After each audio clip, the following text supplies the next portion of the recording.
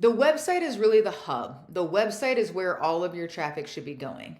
But if you're not doing anything to drive traffic to that website's not going to do anything.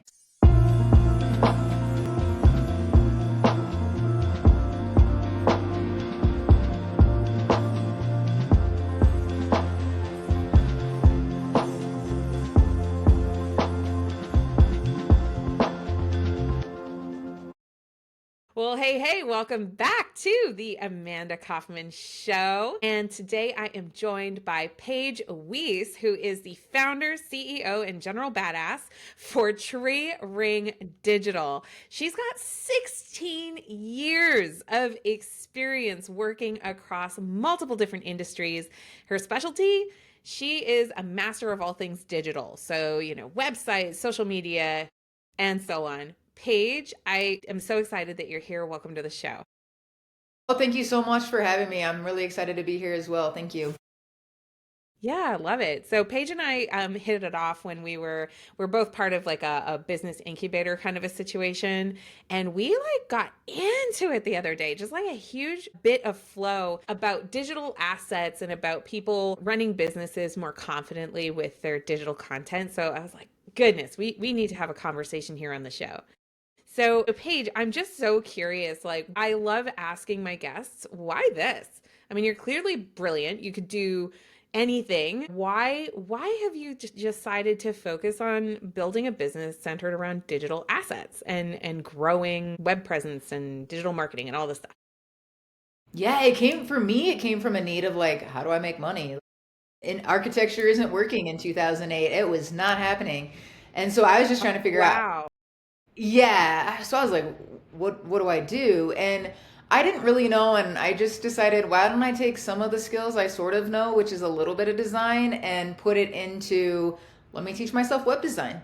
Let me see what that is. And so I just started teaching everything I could about website design and development, and then started hearing clients talk more and more about like, but it's not working, but it's not working. And I realized it wasn't working because they weren't marketing.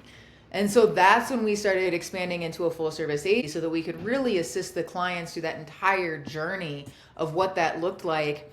I got really lucky though, because along the way, I had no idea how much I loved business. I had no idea like everything that went into business, right? And so then I actually just got more excited of like, let me dive deeper. Let me learn more. What's this going on? What's that? And so that's, why I decided to build a business around it, is because I really liked watching clients be able to grow and empowering them to know that they can, no matter what their marketing budget is, and knowing that I took the same journey of how do I start with not even knowing how to purchase a domain name, but somehow start and grow a business. And so I really like to be able to support the clients through that journey. I'll be honest, Paige. I actually sometimes miss those ignorance on fires kind of days at the beginning of the journey because I feel like every entrepreneur starts the journey with like, well, why not? Like how hard could it be? There's a little bit of a laissez-faire sort of like, sounds good, let's go. And even if you have like this dream or this ambition of being a business owner, I actually really love the ignorant days because it's just like you discover so much and you learn so much.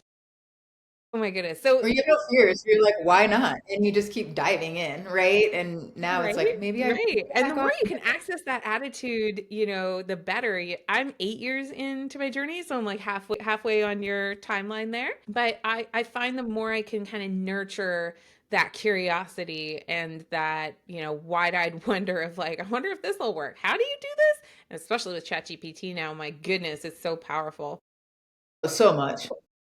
One thing I was hoping maybe you could unpack for us is like you made the distinction. You're like, hey, they're doing websites, the websites aren't working because they're not really marketing. Do you mind unpacking that a little bit more? Because I think a lot of the people that might be listening to this, they've probably built some stuff. They've probably been told, hey, do this and build that, and then it's crickets. Like what's the distinction?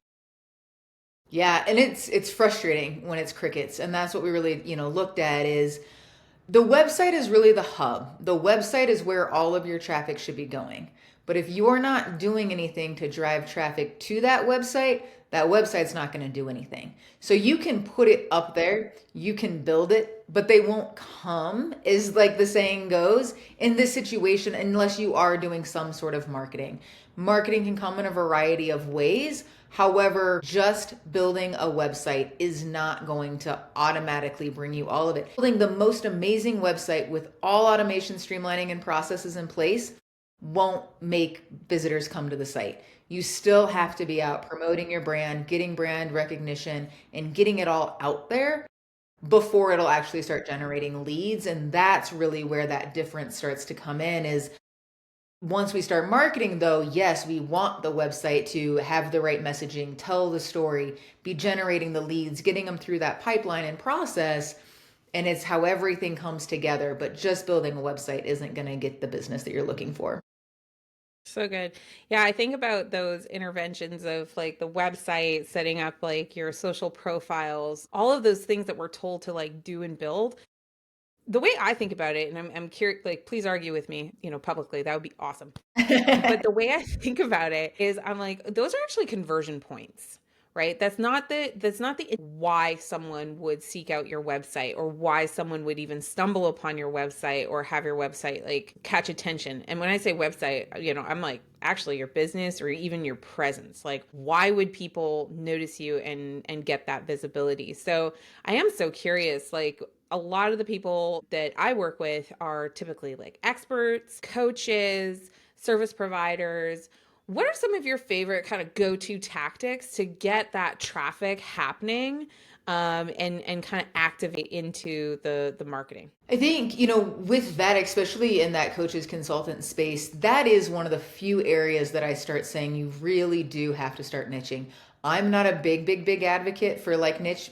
You look at my company, we haven't really niched. We help all industries, all different, services that we offer. But when it comes to, and when we look at like, how do we get ranking higher in the search engine, you can't just rank higher because you're a consultant or a coach or, a speaker. You really have to get into what is that user looking for that's going to hire you. And that is where you start to stand out. And when you can carry that messaging through everything that you're doing and really position yourself into that, then yes, people will start wanting to hire you. You're standing out and they're seeking you specifically.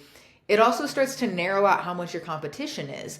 Because again, if you're just trying to go after coaching, there's so many out there. And but when you can go into a specific thing like executive consultant in oil and gas, that person that's looking is gonna type that into a search engine or stumble upon you on LinkedIn or Facebook or something and want to follow and learn everything about you, pick up your book, whatever that looks like. And so that's really where you're starting to focus on your messaging and how to get that back to the site.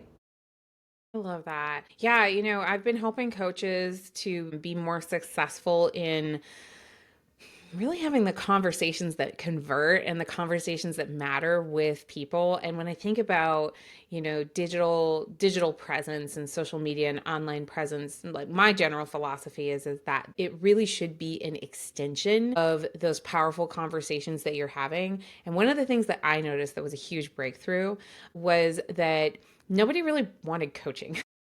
Right? Like it turned out that it was like a very sexy thing to become a coach, but when it came to proposing to somebody else like, "Hey, let me coach you." It was like, "Whoa, totally different kind of a conversation." And what I realized is like coaching is kind of there's an authoritative leadership piece to it. And if you're not leading a clear process, a clear set of steps that somebody is walking through, it's very hard for people to conceptualize, why do I need you? Hmm.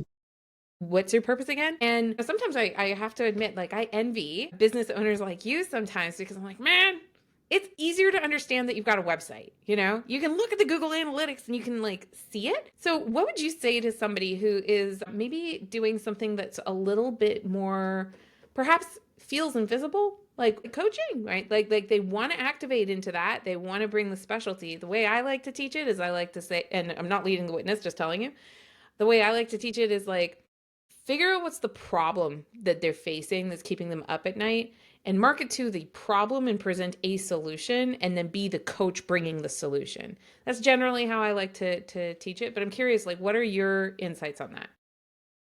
Yeah, I mean you're right. You're calling it problem. I would call it the pain point, right? Like what is it that is keeping them up at night? What is it that they're trying to solve and how can you solve that and make it easy on them? As a business owner or, like whatever they're going through, life coaching, whatever it looks like, they're lost, they're stuck, they don't know, and they really are looking for an expert to come in and take care of that. And what does that look like? For different people, it's different levels. Is it kind of a do it yourself with a walkthrough? Is it a full blown done for you service? And even knowing what is it that you're trying to provide in that space and really identifying what that ideal client looks like for you will help you be able to target to that pain point even more as you go through. I mean, for example, I know as I continue to grow and change and scale, it's like, okay, so I've gotten this far, but I need someone who can get me that far, or I need someone who can change me into helping me with this issue. And when I can identify that, yeah, I'm ready to dive deeper into what does that look like for a coach, a consultant, or whatever to come in and teach me what I don't know, especially for someone who's self-taught, or maybe you do have, a robust background in it. You're still looking to like lean on someone else and go, but you're the expert. And it could come into taxes too. Not my, jam, but like I need that person to come in and consult me and guide me through what is the right decision to be making. But I also am very specific of like, for investing in, residential real estate, for commercial real estate, whatever that looks like. So then I start really honing in and going, okay, how do I find that expert?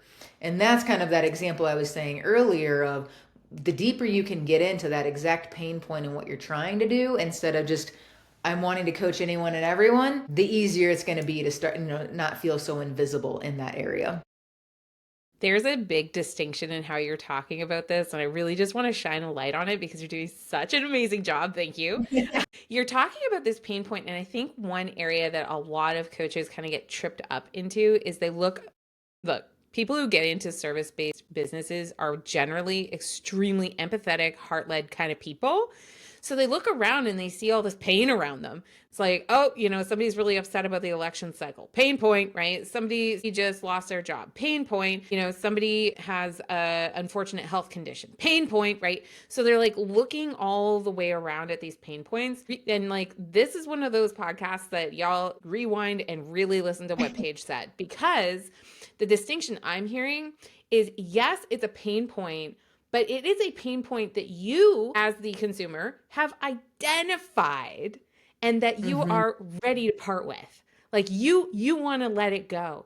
And I think sometimes it's so funny. I have to let it go on my arm because I literally have to be like, you got to let go of all those other kinds of pain points where maybe somebody is like, no, I need this pain point. This is part of my identity.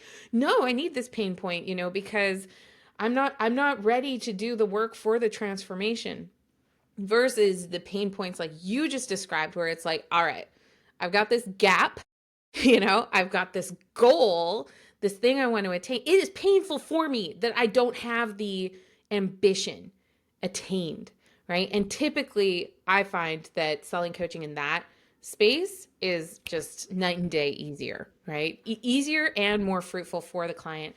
And then as a coach, you end up with more testimonials, right? Well, and not only that, it's, as you go in through it all, it's, hey, I have this, but that's not my area of expertise. And so when you can identify who your ideal client is and where they're not experts and where they're going to be lacking, that is a way to also help them kind of self identify where that pain point might be that they need to release and, be like, oh, okay, yes, like I could really use help having someone that could do that for me. And that was, a bit again of how do I grow? How do I scale? How do I achieve goals and things that I'm trying to do? And looking to those experts. I laugh when you say that, coaching isn't, what people really want sometimes. And it's so funny because we like to partner with like business coaches, business advisors, and whatnot. And it is the hardest referral for us to give out is like, hey, so yeah, we want to help you with your website and your marketing, but can you go talk to this coach first over here? And you're right. They're just like, oh, why would I need one? And I'm like, no, no, no. Like, I'm actually doing you a favor. Like, this really is what you should be doing. I'm not telling you because you're not doing something right. I just think you'd be so much further along or really get a lot of these burdens off your plate so that what we are doing is going to be more impactful for you. And so it is hard that more people don't want it, but when you can start to identify what is that motivating factor behind, then it does start to be an easier sale. It totally does.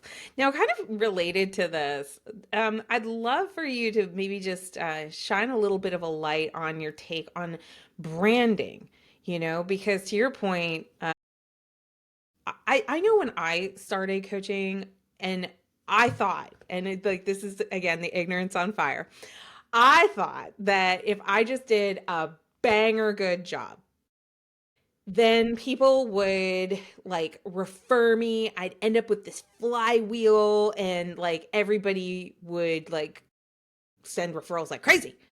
And what I find is that I do get referrals. Referrals are amazing. I love referrals. But it never ever really like hit at that higher level. And it wasn't until later that I realized that there was kind of that embarrassment thing of like, yeah, I kind of got some help with that. And like even if people were really successful and super happy with me, it was almost like they were kind of keeping me as this close held secret to their heart. So I would love your perspective on branding because branding to me has so much to do with like our decisions about our visibility.